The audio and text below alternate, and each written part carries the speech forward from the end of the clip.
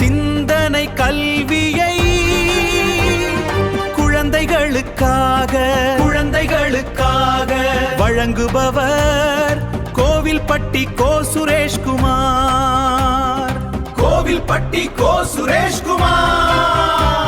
இது கோவில்பட்டி இசை எஃப்எம். கேளுங்கள் கேளுங்கள்.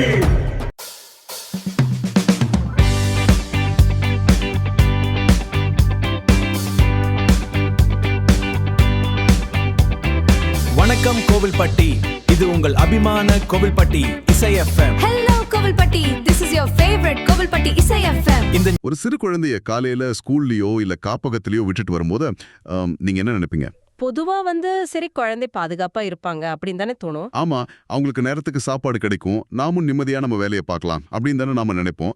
அந்த இடத்த ஒரு பாதுகாப்பான இடமா மட்டும்தான் நம்ம பார்க்க பழகிட்டோம். கரெக்ட். ஆனா நீங்க அவங்கள விட்டுட்டு வர அந்த அறையோட சுவர்களுக்குள்ள வெறும் பாதுகாப்பு மட்டும் தரப்படல, அங்கே ஒரு மனிதனோட ஒட்டுமொத்த வாழ்நாளையே தீர்மானிக்கிற மூளையோட நரம்பியல் இணைப்புகளை உருவாக்குற ஒரு பிரம்மாண்டமான ஃபேக்டரி இயங்கிட்டு இருக்கு. கண்டிப்பா. அதனாலதான் இதை வெறும் ஒரு சைல்ட் கேர் இல்லனா குழந்தை பராமரிப்பு அப்படின்னு நாம சுருக்கிடக்கூடாது. எக்ஸாக்ட்லி. ஒரு குழந்தை பிறந்ததுல இருந்து 5 வயசு வரைக்கும் அடையிற அந்த மூளை வளர்ச்சி இருக்கு இல்லையா, அது வாழ்நாள்ல வேற எந்த காலகட்டத்திலயும் நடக்கிறதே கிடையாது.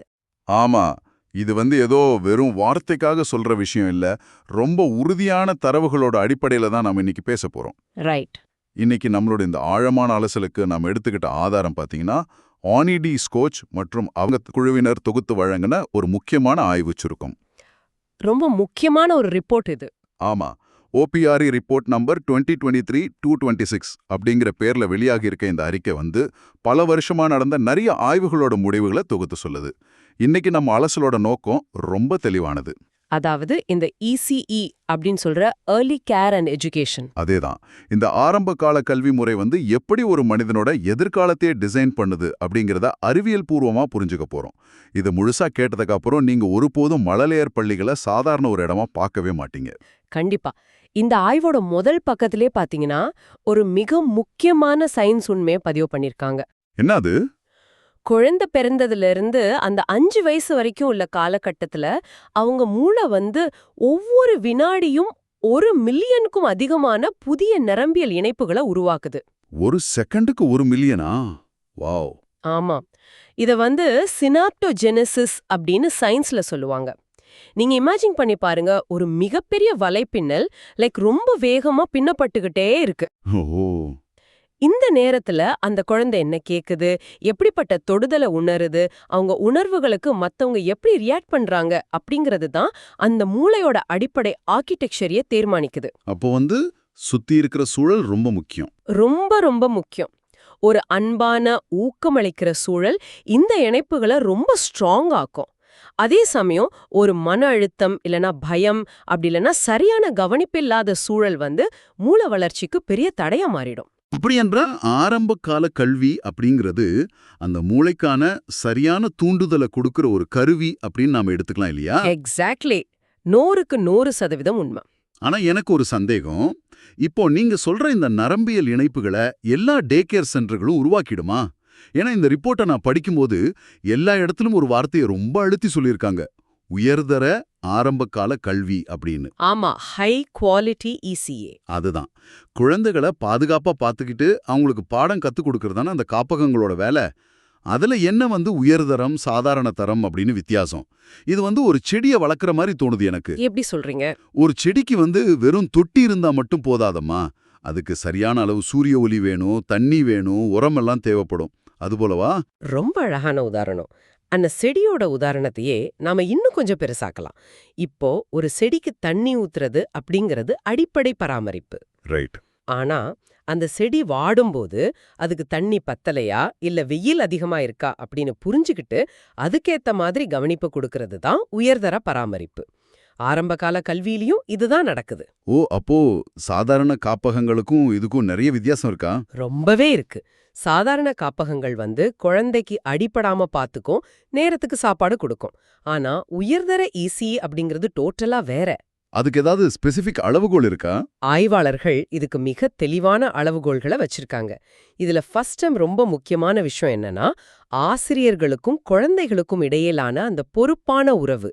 அதாவது ரெஸ்பான்சிவ் ரிலேஷன்ஷிப்ஸ் அப்படின்னு சொல்லுவாங்க. பொறுப்பான உறவுனா லைக் குழந்தை அழுதா தூக்குறது அந்த மாதிரி சாதாரண விஷயங்களை தாண்டி வேற என்ன நடக்குது அங்க? மூளை அளவுல என்ன மாற்றங்கள் நடக்கும்? இது ஒரு வகையான சர்வ் அண்ட் ரிட்டர்ன் விளையாட்டு மாதிரி. டென்னிஸ்ல வர்ற மாதிரி. அதேதான். இப்போ குழந்தை ஒரு சத்தத்தை எழுப்புது இல்லனா ஒரு பொம்மையை காட்டுதுன்னு வச்சுப்போம். இது குழந்தை பண்ற சர்வ். ஒரு உயர்தர ஆசிரியர் என்ன பண்ணுவாருன்னா உடனே அதை கவனிச்சு, ஆமா அது ஒரு சிவப்பு கலர் பொம்மை அப்படின்னு கண்ணை பார்த்து சிரிச்சுக்கிட்டே பதில் சொல்லுவாரு. இது ரிட்டர்ன். ஓஹோ, இதுல இவ்ளோ விஷயம் இருக்கா? ஆமா, இப்படி ஒவ்வொரு தடவை நடக்கும்போதும் குழந்தையோட மூளையில ஒரு புதிய நரம்பியல் இணைப்பு உறுதியாகுது. மாறா குழந்தை அழுதாலோ இல்ல சத்தம் போட்டாலோ அதை கண்டுகொள்ளாம விடும்போது என்ன ஆகும் தெரியுமா? என்ன ஆகும்? மூளை வளர்ச்சி பாதிக்குமா? கண்டிப்பா. குழந்தையோட உடம்புல கார்டிசோல் அப்படின்னு சொல்ற ஒரு மன அழுத்த ஹார்மோன் சுரக்கும். தொடர்ந்து இந்த கார்டிசோல் சுரக்கிறது மூளையோட வளர்ச்சியை ரொம்ப கடுமையா பாதிக்கும். நிஜமாலா? இது ரொம்ப ஷாக்கிங்கா இருக்கு. உயர்தர ஆசிரியர்கள் இந்த சூழலை எப்படி சமாளிக்கிறது, குழந்தையோட உணர்வுகளை எப்படி மதிக்கிறது அப்படின்னு நல்ல ட்ரைனிங் எடுத்திருப்பாங்க. நீங்க சொல்லும்போதுதான் எனக்கு புரியுது, இது ஏதோ சும்மா ஏபிசிடி கத்து கொடுக்கற இடம் மட்டும் இல்ல அப்படின்னு. ஒரு குழந்தையோட அழுகைக்கு கிடைக்கிற அந்த சின்ன பதில் கூட அதோட மூளையை டிசைன் பண்ணுது அப்படிங்கிறது எனக்கு உண்மையிலேயே ரொம்ப ஆச்சரியமா இருக்கு. அதுதான் அந்த ஏர்லி எஜுகேஷனோட பவர். அப்போ இந்த உயர்தர கல்வியால குழந்தைகளுக்கு என்ன வகையான டெவலப்மெண்ட் நடக்குது? அறிவாற்றல் மட்டும்தானா இல்ல வேற ஏதாவது இருக்கா? ஆனா ஒரு ஸ்ட்ராங் அடித்தளம், நம்பர்ஸ புரிஞ்சுக்கிற திறன் இதெல்லாம் டெவலப் ஆகுது. ஆனா இதை விட மிக முக்கியமான இன்னொரு வளர்ச்சி அங்க நடக்குது. அது என்ன? அதுதான் சமூக உணர்ச்சி மேம்பாடு, சோஷியல் எமோஷனல் டெவலப்மெண்ட். இதுல தான் அந்த சுய கட்டுப்பாடு அப்படிங்கிற ஒரு மிக முக்கியமான திறன் வருது. ஒரு நிமிஷம், சுய கட்டுப்பாடுன்னா ஒரு 3 வயசு குழந்தைக்கு எப்படி சுய கட்டுப்பாடு சாத்தியம்? அவங்களுக்கு பிடிச்ச பொம்மையை கேட்டா உடனே தரையில விழுந்து உருண்டு அழுவாங்களே. ஆமா, அது ரொம்ப இயற்கையான ஒரு விஷயம்தான். சுய கட்டுப்பாடு அப்படிங்கிறது குழந்தைகளோட பிறக்கிற ஒரு குணம் கிடையாது. அதை நாம தான் கத்துக் கொடுக்கணும். அது எப்படி? ஒரு வகுப்பறையில நடக்கும். ஒரு ஹை குவாலிட்டி வகுப்பறையில பாத்தீங்கன்னா 2 குழந்தைங்க ஒரே பொம்மைக்காக சண்டை போடும்போது டீச்சர் அதை எப்படி பேசி தீர்த்து வைக்கிறாங்க அப்படிங்கறத மத்த குழந்தைங்க ரொம்ப உன்னிப்பா கவனிப்பாங்க. அப்சர்வ் பண்றாங்க. ஆமா, தங்களோட கோபத்தையும் ஏமாற்றத்தையும் எப்படி வார்த்தைகளால வெளிப்படுத்துறது அப்படின்னு அந்த சூழல்ல இருந்து தான் அவங்க கட்டுக்கறாங்க. ரொம்ப பிராக்டிக்கலா இருக்கு. இந்த உணர்வுகளை கட்டுப்படுத்தி மத்தவங்களோட சேர்ந்து வேலை செய்யற இந்த சமூக திறன் தான் பாத்தீங்கன்னா பிற்காலத்துல அவங்க ஸ்கூல் படிப்புலயும் சரி வேலையிலயும் சரி என் குடும்ப வாழ்க்கையில கூட அவங்க ஜெயிக்கிறதுக்கான ஒரு மிகப்பெரிய அடித்தளமா அமையுது. வாவ், இது எனக்கு ஒரு பெரிய கேள்வியை உருவாக்குது. இப்போ உயர்தர கல்வி இவ்ளோ நன்மைகளை தருதுன்னு சொல்றீங்க. அப்போ இதை பெற எல்லா குழந்தைங்களுக்கும் ஒரே மாதிரியான பலன் கிடைக்குமா? அது ஒரு முக்கியமான கேள்வி. ஏன்னா ஏற்கனவே நல்ல வசதியான குடும்பத்தில் பேரண்ட்ஸ் நிறைய டைம் ஸ்பெண்ட் பண்ணி புக்ஸ் எல்லாம் படிச்சு காட்டி வளர்க்குற ஒரு குழந்தைக்கு இந்த கல்வி கிடைக்கும் போது அவன் இன்னும் ரொம்ப ஸ்பீடாக செயல்படுவான். கரெக்ட். அதே சமயம் வறுமை கோட்டுக்கு கீழ் உள்ள 2 பேரண்ட்ஸும் வேலைக்கு போற ஒரு சூழல்ல வளரும் குழந்தைக்கு இந்த கல்வி கிடைக்கும் போதும் அவனும் முன்னுக்கு வருவான். ஆனா இந்த 2 பேருக்கும் நடுவுல இருக்கிற இடைவெளி குறையுமா இல்ல இந்த உயர்தர கல்வி வசதியான குழந்தைகளுக்கு ஒரு சூப்பர் பவர் மாதிரி செயல்பட்டு அந்த சமூக ஏற்றத்தாழ்வை இன்னும் அதிகமாக்குமா? இது சமூகவியல் ரீதியா ரொம்ப ரொம்ப ஆழமான கேள்வி. ஆனா நாம இந்த ஆய்வறிக்கையை கொஞ்சம் உற்று நோக்கினா இதோட முடிவுகள் உங்களுக்கு ஒரு பெரிய நம்பிக்கையை கொடுக்கும். எப்படி? உயர்தர ஆரம்பகால கல்வி எல்லா குழந்தைங்களுக்கும் நல்லது பண்றது உண்மைதான். ஆனா குறைந்த வருமானம் கொண்ட குடும்பங்கள்ல இருந்து வர குழந்தைங்களுக்கு இது மத்தவங்களை விட மிக அதிகமான நன்மைகளை தருது. நிஜமாவா? ஆமா, இது சமுதாயத்துல இருக்க ஏற்றத்தாழ்வுகளை குறைக்கிற ஒரு மாபெரும் சமத்துவ இயந்திரமா, அதாவது ஒரு ஈக்விட்டி இன்ஜினா செயற்படுது அப்படின்னு டேட்டா ரொம்ப தெளிவா சொல்லுது. அது எப்படி சாத்தியம்? இப்போ வசதியான குழந்தைங்களுக்கு கிடைக்கிற பலனை விட இவங்களுக்கு எப்படி அதிக பலன் கிடைக்கும்? அதுக்கு பின்னாடி இருக்கிற சயின்ஸ் இல்ல சமூக காரணம் என்ன?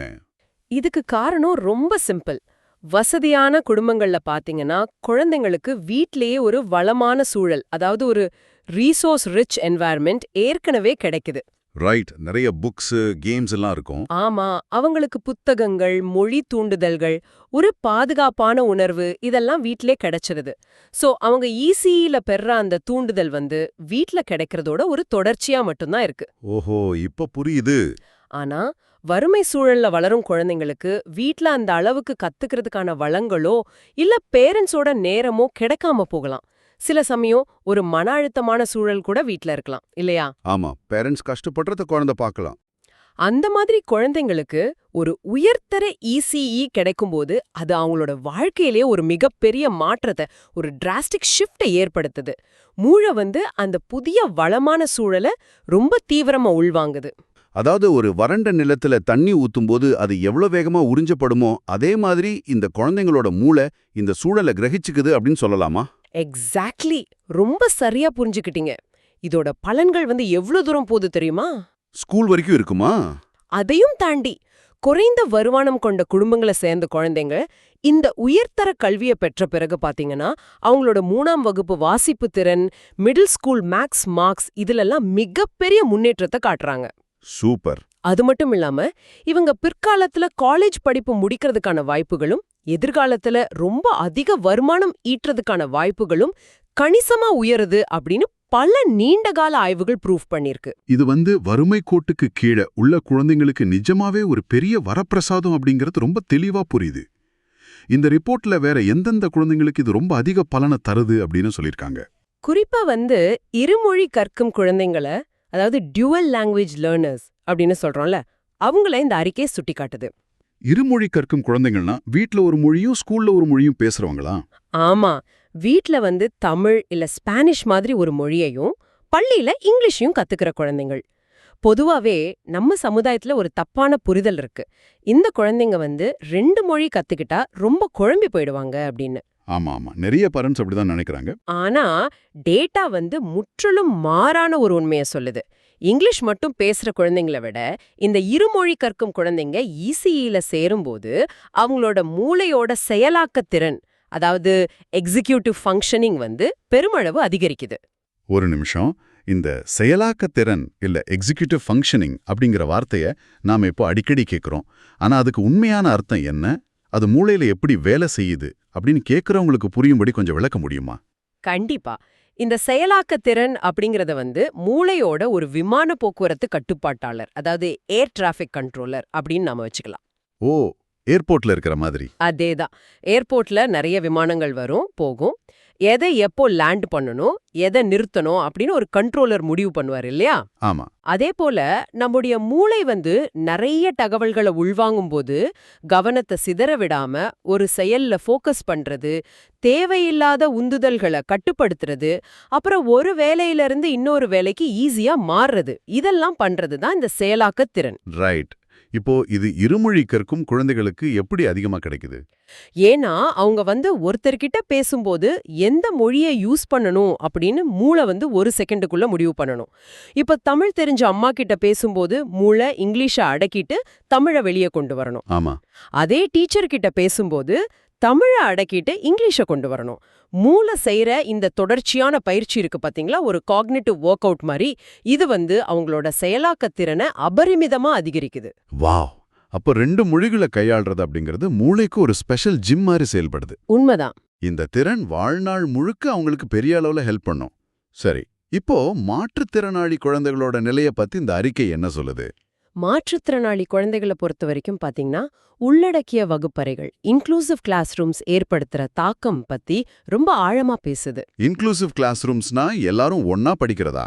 ஆமா, ஒரு காலத்துல குறைபாடுகள் இருக்கிற குழந்தைங்களை தனியா ஒரு ஸ்பெஷல் கிளாஸ்ல வைக்கிறது தான் அவங்களுக்கு நல்லது அப்படின்னு நினைச்சாங்க.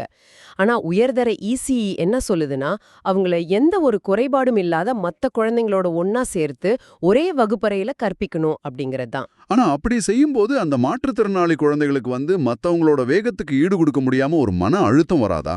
ஆரம்பத்துல அப்படி தோணலாம். ஆனா பிராக்டிக்கலா நடக்கிறதே வேற. மாற்றுத்திறனாளி குழந்தைகள் தங்களோட வயசு ஒத்த மத்த குழந்தைங்களை பார்த்து நிறைய விஷயங்களை கத்துக்கிறாங்க. ஓஹோ. மத்த குழந்தைகள் எப்படி பேசுறாங்க, எப்படி விளையாடுறாங்க அப்படிங்கறத தொடர்ந்து அப்சர்வ் பண்றது மூலியமா அவங்களோட மொழி திறனோ சமூக திறனோ ரொம்ப வேகமா வளருது. சூப்பர். அது மட்டும் இல்லாம இதுல இன்னொரு பெரிய நன்மையும் இருக்கு. அது என்ன? குறைபாடுகள் இல்லாத மத்த குழந்தைங்களும் சின்ன வயசுலயே மாற்றுத்திறனாளி குழந்தைங்களோட பழகிறதால மனுஷங்க கிட்ட இருக்கிற அந்த டைவர்சிட்டியா அவங்க ரொம்ப இயற்கையாவே ஏத்துக்கிறாங்க. மத்தவங்க எப்படி உணர்றாங்க அப்படின்னு புரிஞ்சுக்கிற அந்த பச்சாத்தாபம், எம்பத்தி அவங்க மனசுல ரொம்ப ஆழமா விதைக்கப்படுது. ஆஹா, இது 2 தரப்புக்குமே ஒரு வின்-வின் சிச்சுவேஷன். கேட்கறதுக்கெல்லாம் ரொம்ப அற்புதமா இருக்கு. ஆனா எனக்குள்ள ஒரு பெரிய நெருடல் இருந்துகிட்டே இருக்கு. என்னது அது? இந்த நன்மைகள் எல்லாம் குழந்தை பருவத்துல தொடங்குது அப்படிங்கிறது புரியுது. ஆனா மூளை வந்து ஒரு ஸ்பாஞ்ச் மாதிரி இருக்கிற அந்த பருவம் முடிஞ்சதுக்கு அப்புறம் இந்த நன்மைகள் எல்லாம் அப்படியே தங்கிடுமா? இது ஒரு முக்கியமான பாயிண்ட். இத வந்து நீங்க சொன்ன அந்த ஜிம் உதாரணத்தோடயே நான் இணைச்சு கேட்கிறேன். இப்போ நான் ஒரு வருஷம் ஜிம்முக்கு போய் உடம்ப நல்லா ஏத்துறேன். ஆனா அதுக்கப்புறம் ஜிம்முக்கு போறத நிறுத்திட்டா ஒரு சில மாசத்துலயே அந்த தசைகள் எல்லாம் சுருங்கி பழைய நிலைமைக்கு வந்துடும் இல்லையா? ஆமா. அதுபோல இந்த ECE அப்படிங்கிறது ஒரு தடவை போட்டுக்கிட்டா லைஃப் லாங் பலன் தர தடுப்பூசியா இல்ல ஜிம் மாதிரி தொடர்ந்து பண்ணிக்கிட்டே இருக்க வேண்டிய ஒண்ணா? நீங்க கரெக்டா அந்த விவாதத்தோட மையப்புள்ளியே தொட்டுட்டீங்க. இது வந்து ஒரு மிகச் சிக்கலான கேள்வி. முதல்ல நாம அந்த டைம் டியூரேஷன் பத்தி பார்க்கலாம். சரி. ஆய்வாளர்கள் இத வந்து டோசேஜ் மேட்டர்ஸ் அப்படின்னு சொல்றாங்க. அதாவது ஒரு குழந்தை எவ்வளவு காலம் இந்த கல்வியை பெறுது அப்படிங்கிறது ரொம்ப ரொம்ப முக்கியம். ஒரு வருஷம் மட்டும் ECEல இருக்கிறத விட 2 வருஷம் இருக்கிறவங்களுக்கு வந்து அறிவாற்றல் நன்மைகள் நிறைய கிடைக்குது. அப்போ எவ்வளவு சீக்கிரம் சேர்க்கிறோமோ அவ்வளவு நல்லதா? ஆமா. குறிப்பா மழலையர் பள்ளி தொடங்குறதுக்கு ஒரு வருஷம் முன்னாடி மட்டும் சேர்க்காம ரொம்ப சின்ன வயசுலயே, அதாவது இன்ஃபென்ட்ஸ் அண்ட் டாட்லர் ஸ்டேஜ்லயே தொடங்கும்போது நன்மைகள் இன்னமும் ஸ்ட்ராங்கா இருக்கு. சரி. தொடர்ந்து ஜிம்முக்கு போனா உடம்பு ஸ்ட்ராங்கா இருக்கும். தொடர்ந்து ECEல இருந்தா மூளை ஸ்ட்ராங்கா இருக்கும். ஆனா அந்த 5 வயசு முடிஞ்சதுக்கு அப்புறம் அவங்க பொதுவான பள்ளிகளுக்கு, அதாவது K-12 சிஸ்டம்க்கு போவாங்களே, அப்போ என்ன நடக்கும்? இங்கேதான் ஒரு மிகப்பெரிய அதிர்ச்சி காத்துட்டு இருக்கு. இத வந்து மறைந்து போகும் மர்மம், அதாவது த ஃபேட் அவுட் மிஸ்ட்ரி அப்படின்னு கல்வியாளர்கள் சொல்றாங்க. ஃபேட் அவுட் மிஸ்ட்ரியா? அப்படின்னா? இப்போ ஒரு குழந்தை உயர்தர ECEய முடிச்சிட்டு கிண்டர்கார்டன் உள்ள நுழையும் போது அவனோட வாசிப்பு திறன், மேக்ஸ் திறன் எல்லாம் மத்த குழந்தைங்களை விட ரொம்ப சூப்பரா இருக்கும். ஆனா அவன் வந்து ஒரு மிடில் ஸ்கூலுக்கோ இல்ல ஹை ஸ்கூலுக்கு போகும்போது பாத்தீங்கன்னா அவனுக்கும் ECEல படிக்காத சாதாரண குழந்தைங்களுக்கும் நடுவுல இருக்கிற அந்த மார்க்ஸ் வித்தியாசம் மெல்ல மெல்ல மறைஞ்சிடுது. என்ன சொல்றீங்க? ஆமா, அந்த அறிவாற்றல் நன்மைகள் வந்து ஒரு கட்டத்துல நீர்த்து போயிடுது, இல்லனா ஃபேட் அவுட் ஆயிடுது அப்படின்னு பல நீண்டகால ஆய்வுகள் சொல்லுது. ஒரு நிமிஷம், நீங்க சொல்றத பார்த்தா எனக்கு நிஜமாவே ரொம்ப குழப்பமா இருக்கு. பேரண்ட்ஸ் எவ்ளோ பணமும் நேரமும் செலவழிச்சு அந்த 5 வயசு வரைக்கும் குழந்தையோட மூளைய அத்தனை வளப்படுத்தி அனுப்புறாங்க. ஆனா சில வருஷத்துலயே அந்த அட்வான்டேஜ் காணாம போயிடுது அப்படின்னா இத்தனை வருஷமா பண்ணதெல்லாம் வேஸ்டா? கண்டிப்பா இல்ல, நான் விளக்குறேன். இல்ல மூளை எப்படி திடீர்னு சாதாரண நிலைமைக்கு திரும்பும்? இது நம்புறதுக்கே ரொம்ப கஷ்டமா இருக்கே. இந்தியா அந்த கல்வி முறை தான் தோத்து போகுது. கல்வி முறை தோத்து போகுதா? ஆமா, இந்த மறைந்து போகும் விளைவுக்கு ஆய்வாளர்கள் வந்து 2 முக்கிய காரணங்களை முன்வைக்கிறாங்க. ஒன்னு, K-12 கல்வி முறையோட ஸ்ட்ரக்சர். இப்போ ஒரு உயர்தரமான ரொம்ப அறிவார்ந்த தூண்டுதல்கள் நிறைந்த ஒரு சூழல்ல இருந்து வர குழந்தை திடீர்னு ஒரு தரமற்ற இல்லனா ஊக்கமளிக்காத ஒரு ஆரம்ப பள்ளிக்கு போகும்போது அவனோட வளர்ச்சி அங்க தேக்கமடையுது. ரைட், அந்த கண்டினியூட்டி இல்லாம போகுது. எக்ஸாக்ட்லி. 2வது காரணம் என்னன்னா மீளுருவாக்கம் இல்லனா ரெடண்டன்சி. ECEல ஒரு குழந்தை வந்து ஏற்கனவே எழுத்துக்களையும் சின்ன சின்ன வாக்கியங்களையும் படிக்க கத்துக்கிட்டு வந்துடுற. ஆனா அவன் கிண்டர்கார்டனுக்கு போகும்போது அங்க இருக்கிற டீச்சர் வந்து மத்த குழந்தைங்களுக்காக மறுபடியும் ABC அப்படின்னு ஃபர்ஸ்ட்ல இருந்து சொல்லி கொடுக்கறாங்க. ஓ, அது அந்த குழந்தைக்கு போர் அடிச்சிடுமே. ஆமா. இதனால ECE முடிச்சு வந்த குழந்தைக்கு வகுப்பறை ரொம்ப சலிப்பா மாறிடுது. மத்த குழந்தைங்க இவனுக்கு ஈக்குவலா கத்துக்கிட்ட வர்ற வரைக்கும் இவன் புதுசா எதையுமே கத்துக்கிறது இல்ல. அங்கேதான் அந்த இடைவெளி வந்து சமமாகுது. அடப்பாவமே, இது வந்து ஒரு ஃபெராரி காரை வாங்கிட்டு அதை டிராஃபிக்ல ஃபர்ஸ்ட் கியர்லயே தொடர்ந்து ஓட்டுற மாதிரி இருக்கே. அவங்க கிட்ட வேகம் இருக்கு, ஆனா கல்வி முறை வந்து அவனோட வேகத்தை தடுத்து மத்தவங்களுக்காக வெயிட் பண்ண சொல்லுது. ரொம்ப கரெக்டான ஒப்பீடு. அப்போ அந்த நீண்டகால நன்மைகள் அப்படின்னு நாம இதுவரைக்கும் பேசினதெல்லாம் பொய்யா? ECயோட பலன் வெறும் ஸ்கூல் மார்க்ஸோட முடிஞ்சிடுதா? இல்ல, இங்கேதான் அந்த மர்மத்தோட அடுத்த கட்டமே இருக்கு. நீங்க வந்து வெறும் மார்க்ஸ, அதாவது டெஸ்ட் ஸ்கோர்ஸ மட்டும் அளவுகோலா வச்சா நன்மைகள் மறைற மாதிரி தோணும். ஆனா அந்த குழந்தைங்களோட ஒட்டுமொத்த வாழ்க்கையை அளவிடும் போது முடிவுகள் வந்து முற்றிலுமா வேற மாதிரி இருக்கு. அப்படி என்ன பெரிய வித்தியாசம் இருக்கு?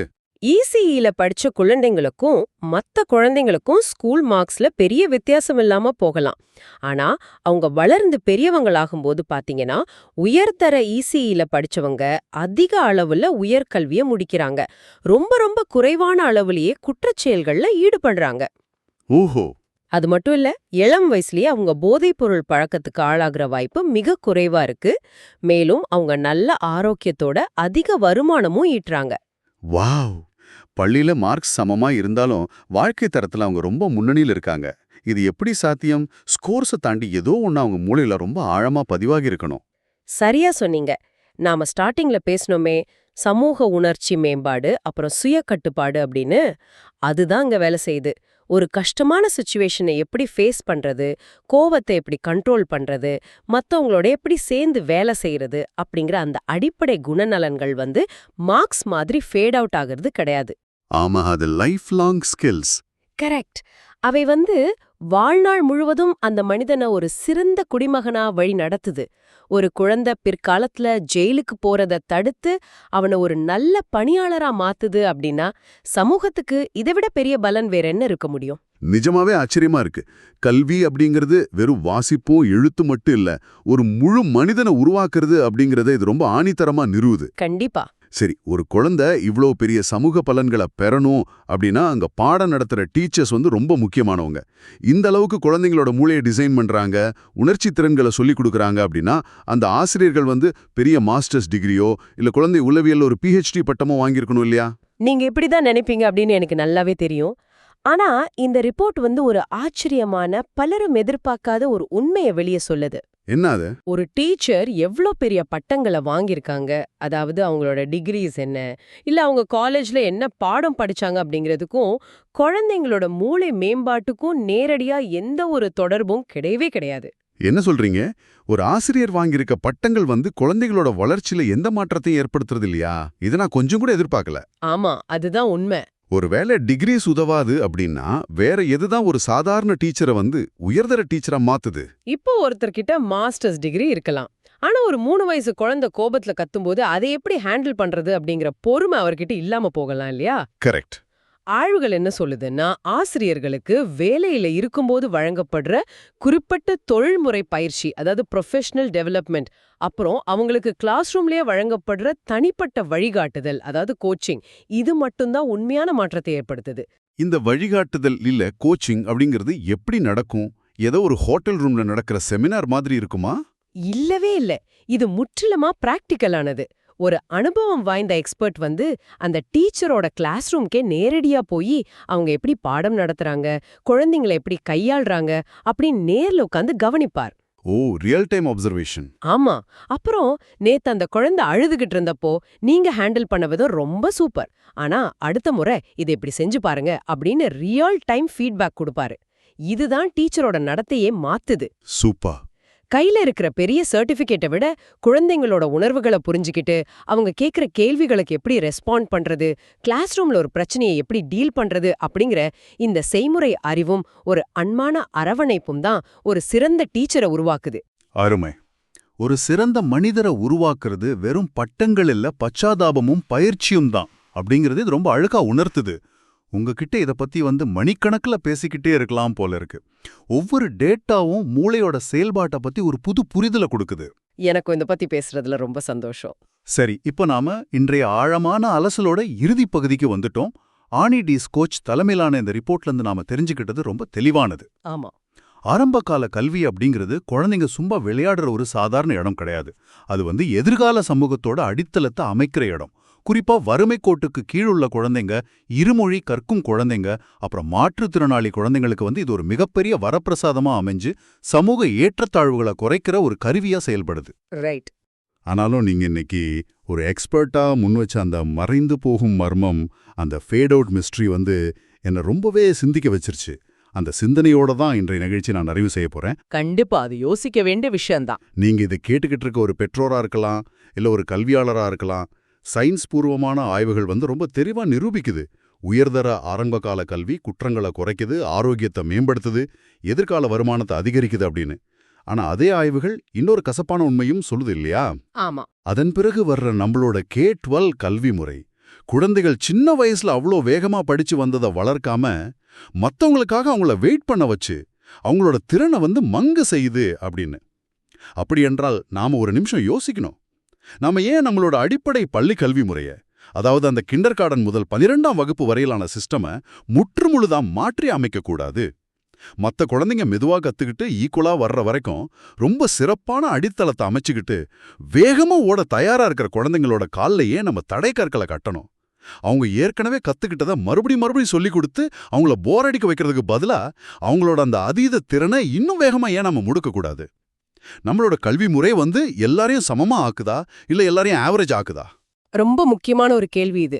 இந்த கேள்வியோடயே உங்களை நான் விட்டுட்டு போறேன். அடுத்த முறை நீங்க ஒரு மழலையர் பள்ளியை கிராஸ் பண்ணும்போது ஞாபகம் வச்சுக்கோங்க, அங்க வெறும் விளையாட்டு மட்டும் நடக்கல. நாளைய உலகத்துக்கான அஸ்திவாரம் ஒவ்வொரு சிறிய நரம்பியல் இணைப்பா அங்கே கெட்டி எழுப்பப்பட்டுக்கிட்டு இருக்கு. அதை நாம எப்படி பாதுகாத்து பராமரிக்க போறோம் அப்படிங்கறத நம்ம முன்னாடி இருக்கிற மிகப்பெரிய சவால்.